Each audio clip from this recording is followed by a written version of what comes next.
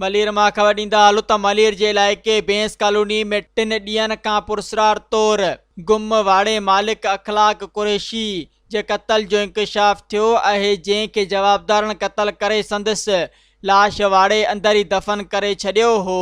3 ॾींहंनि बाद वाड़े मां बदबू थियण ते सिकण पुलिस खे इतलाह कयो वियो, जंहिं पहुची वाड़े मां खोटाई कराए लाश कढरायो ऐं ज़रूरी कार्रवाई लाइ जिना अस्पताल मुंतक़िल करायो, जॾहिं त वाड़े जा मुलाज़िम फ़रार थी वियल आहिनि। इन सिलसिले में पुलिस जो चवणु आहे त पुलिस खे 3 ॾींहंनि बाद इतलाह कयो वियो आहे। खोटाई करे ज़मीन अंदरि दफ़न थियल लाश कढरायो आहे। वाड़े जा 3 मुलाज़िम फ़रार थी विया आहिनि। पुलिस जो वधीक चवणु हो त वाक़े जी जांच करे रहिया आहियूं। वाड़े जे मालिक वटि पैसा हुआ, लॻे थो जवाबदारनि पैसनि जे लालच में खेसि क़त्ल करे लाश ज़मीन अंदरि दफ़नाए छॾियो। ॿिए तरफ़ मक़तूल जे भाइटे महफ़ूज़ कुरैशी जो चवणु आहे त मुंहिंजो चाचो सालनि खां मेन जो वापारी आहे।